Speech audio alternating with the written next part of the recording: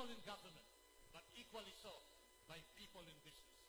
I dare say this because once upon a time, sir, ladies and gentlemen, I was part of the business community.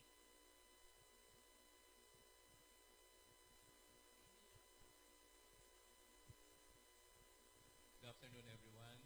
My question is, how can government and industry or business work together so that benefits from technology can hasten growth, particularly in the regions?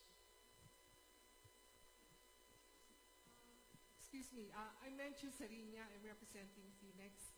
I just want to go back to the statement of Secretary Tugade. I think yesterday it was also mentioned about, this is a long-term solution. But everything actually boils down to moral fiber. I think we have to start with education, training our children. No? I mean, formative years are 1 to 10 years old. If you go to other countries like Japan, honesty is inculcated in the children. It's long-term. So we have to get people, even in government or in any other institution, that has good moral fiber. And it starts with good education and in the family. I think, we think about business, we think about all other things, but it really boils down to education and bringing our children the right way. Just a comment. Thank you, ma'am. I agree, ma'am, 100%.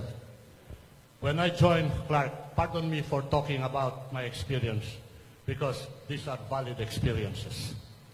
True.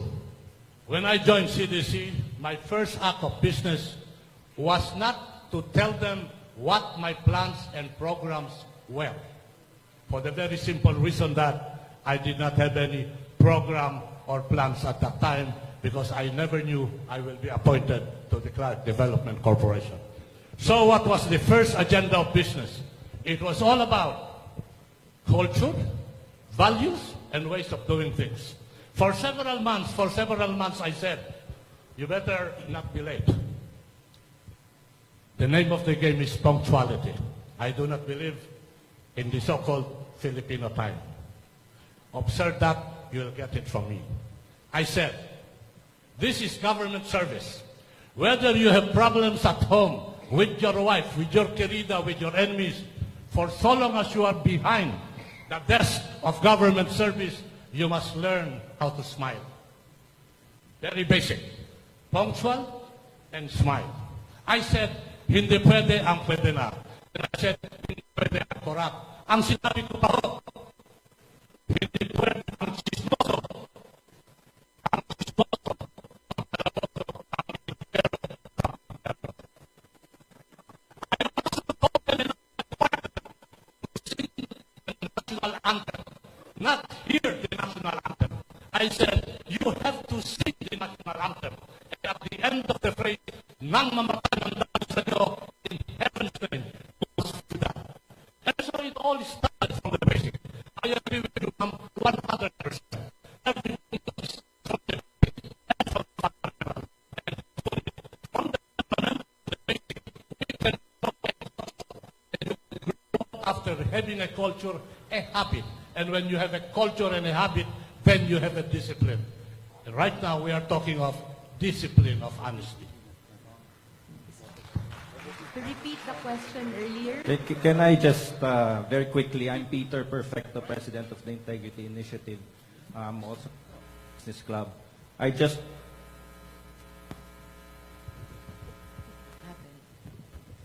just want to confirm that I sang the national anthem with incoming Secretary Tugade when invited Integrity Initiative to the Clark Development Corporation, where he required every employee to recite also the Integrity Pledge as well, and to sign the Integrity Pledge. And maybe that is the challenge to us today. When we launched the Integrity Initiative in 2010, by last April, we only had 3,000 corporate signatories. And I would think that most likely, more than half of the people here have not yet signed that pledge. So I think the challenge to us all is to sign. It may not be our integrity pledge, but I think every corporation should sign an integrity pledge and make a commitment not to bribe and to pay the right taxes from here on. Thank you. May we, to repeat the question a while Thank you ago. very much. Thank you very much. Please sign that. The pay the taxes bit. Thank you. Does anyone have an answer for the question on technology and Here, rural development? here. Which one? Middle back. Okay. Sir, please state your name and your industry. René Moerman, I'm Dutch, and that's why I have to correct your remark treating the Dutch, because in Holland we say go in American. So a small detail, because in Holland when we go out we share the cost. Somebody is paying for the group because he likes to do that, and when we go, we pay separate. We go American. So one small thing, but back to your question about implementing all kind of technology. Well, the thing is, we live on a global world. Know-how is everywhere available, but my experience in general here in the Philippines, they don't want to pay for consultancy. They don't want to pay for know-how. So create a budget to hire know-how. It's everywhere around. And don't reinvent a wheel. That's useless. Thank you, sir. And we would like Lady. to acknowledge the presence of Secretary Mark Villar, the DPWH. Miss, the middle, on the back. Just a minute. Cesar, just a minute. Dan Lachica, representing the electronics industry, addressing the question of Secretary De La Peña. I agree with the previous person. Advice from consultants, but I guess in this case, my skew on it is that the industry in itself has a lot of expertise, and so we can probably avail of that expertise. In fact, in a separate conversation, I've offered my services to Secretary De La Peña on a pro bono basis to be an industry advisor. But I think the other part that we can do really would be to have a partnership not just between industry and DOST, but also in other agencies of the government. What do I mean? For example, if there are companies that are willing to donate equipment and even technology to the academe, which should be a partner in this endeavor also, then maybe the Department of Finance can look at how to incentivize that and not penalize the company.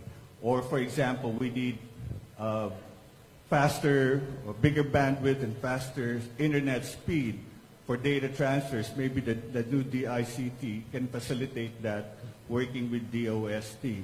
So in essence, I think it's going to need partnership among not just the industry, academe, and government, but specifically the government agencies working with each other. Thank you. Does anyone else have an answer to how we can develop technology? Here. Sir. All right. I'm Dr. Carl Balita. Sir, I have hosted a show in DZMM ABS-CBN for 16 years. And there is a program that I love to recommend that you intensify as the new DOST Secretary. And that's the setup, the Small Enterprise Technology Upgrading Program of the DOST. I have been witness to how the micro and small enterprises are assisted with technology. However, the coming of Secretary Mon Lopez, who is also a champion of small and micro, should realize that even if the micro and small enterprises are upgraded in terms of their technology, there comes the need to improve the market and the market reach. The DTI's effort of creating only trade fairs for some orgasmic sales does not sustain it. And I am therefore proposing, sir, you may look at the One Store project of the DOST, which is now trying to create a hub for all the DOST setup assisted projects all over the country. The encounter that I had with the micro enterprises when they guest in my show is fine. They already have their technology with them, but they're still groping in the dark for the markets that they can reach. not only in their areas, but also in the country and the ASEAN. That's my answer there. Thank you very much, po. I hope you will sustain the one store and the setup project of the DOST. Thank you. Anyone else? George C., representing the PCCI and the Federation of Filipino Chinese. We had experience with a lot of softwares and technologies being used currently by the government. I think we have to congratulate the government in the last few years for having made accessible a lot of certifications and verifications through the web, which has saved a lot of time. But on the other hand, a lot of the agencies, there is no standards or benchmarks for the way the softwares that they put in, so that they do not communicate. And each of them have to be repeated, even within the same agency. And it's taking a lot of time, a lot of money, and they're charging this for. It has been very useful if we can standardize this between the different agencies, which I guess that the ICT is good for. Second is making accessible these informations to the public, and actually money can be made because businesses are willing and people are willing to be charged for these services, as long as it's not too much. Third point I would like to make is that information itself is not is useful in increasing efficiency and preventing corruption to some extent. But to a lot of extent, apart from the information, maybe we can create incentive and disincentive structure, because even if you go after the personnel or organization that is deliberately delaying something, if we don't have benchmarks, so they can take forever and the cost to business is very extensive. And there's no disincentive because the worst they get is a slap in the wrist. No, in some countries, I don't know in what form, but government or the people involved, if it appears to at the level of negligence, then they have to take some sort of liability or share some of the cost of that delay. But just to point out that the incentive structure is also important. Thank you. Can I go back to the comment on education? I quite agree that education is very, very important. But I think we also appreciate the fact that education is not only the responsibility of the formal education system set up by the government. Education of a child starts in the home, in churches, in institutions, and also education is transmitted by the elders to the younger members of society, in the family, in the schools, and in the offices. I would like to emphasize this because sometimes if a catastrophe occurs, we say the children were not educated anymore about climate change.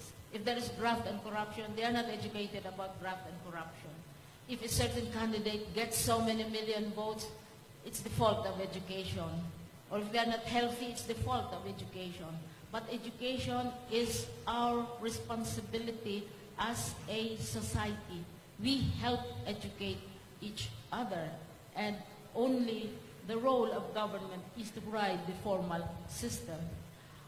I'd also like to point out that there have been reforms in the education sector which have been going on since 2012 with the inclusion of kindergarten into the formal curriculum, and in 2013 with the provision for the senior high school. And this has been going on, the changes of the curriculum, etc. And the law has provided that by 2016, and this is this school year, the senior high school will be implemented. And which leads me to my question, since we are all asked to raise questions to our colleagues in the business sector. My question is, how can the formal educational system and the business sector work together to enrich the senior high school or pre-college program, which is now being introduced and to make it meaningful and responsive to the needs not only of family but also to the economy and to industry. Thank you. So anyone want to answer? Yes, may I? In the same manner of Ma'am, please addressing state your name. Name. by Sinsuat, in the same manner of answering the question of Secretary de la Peña, if the cabinet members could just regionalize or localize this process of asking the business sector and the constituency on a regular, and even in with the media presence, or at least on a TV, on a tri-media covered, it would be a very, very good good process for us. Synergy of the business and the scientific community, the academic community for education. Just regionalize this process. We'll be very much thankful. Thank you. Excuse me. Can I? Are you recognizing me? Okay, sir. Please state your name and your industry. Yeah, I'm Alberto Fenix Jr. I'm honorary president of the Philippine Chamber of Commerce and Industry. And since 2014, the PCCI established the PCCI Human Resources Development Foundation. And we have been working with the Department of Education and with TESDA precisely on trying to bring in business into the education and training system, and that they should be more active in it. And right now, in terms of the senior high school program, we have done some pilot projects in Cebu and in Batangas and in San Pedro Laguna on trying to put in a dual training system in the senior high school grades 11 and 12. And the results of those pilot projects, we will try to replicate that in the other regions of the country. So we are already working with you, Madam Secretary. Can I? Okay. Please Good afternoon, Your Honors. My name is Ray Marman Sulong.